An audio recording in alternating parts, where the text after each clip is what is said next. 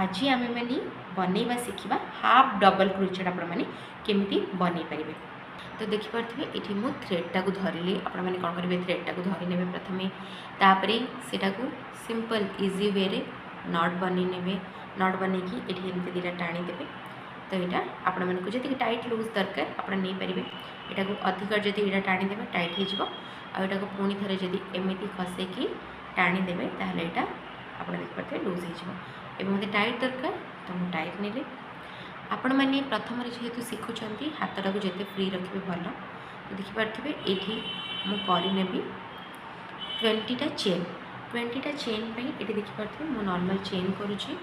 तो फ्रेंड्स आपण मैंने ये देखिपे ये 20टा चेन हो गला बर्तमान यहाँ हूँ 5.5 mm हुक। तो यहाँ हूँ आप करेक्ट साइज। तो चलते एवं आम मैंने हाफ डबल क्रोशे बनईदेवा। तो आपण मैंने हाफ डबल क्रोशे कौन करेंगे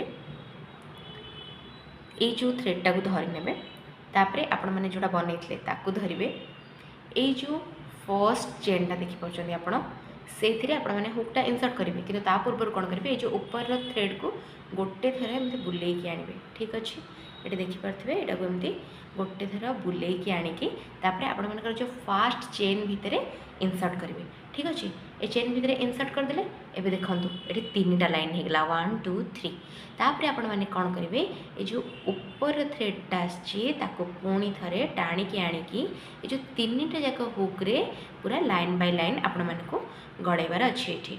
ठीक अच्छे ये देखो फ्रेंड्स ये होगला मोर फर्स्ट रोटा कंप्लीट माने जो फर्स्ट पार्टर फर्स्ट चेनटा ये कंप्लीट होगला हाफ डबल क्रोचेट। आपण मैंने कौन करेंगे सेमती करी ए पूरा रोटा को कंप्लीट करदे। आपण मैंने मुझे 2 ରୁ 3टा देखी दूसरी आपण मैंने कौन करेंगे प्रथम यहाँ को बुलेकी आणिकी पुणी थे सेकेंड चेन रे पुरेबे।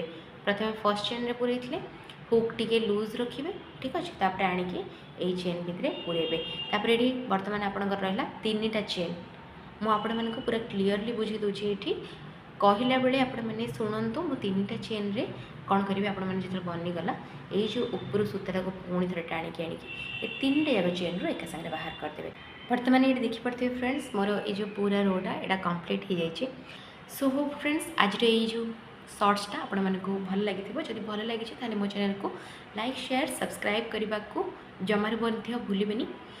एमती ही आपण मैंने देखुता और शिखुता मो सहित।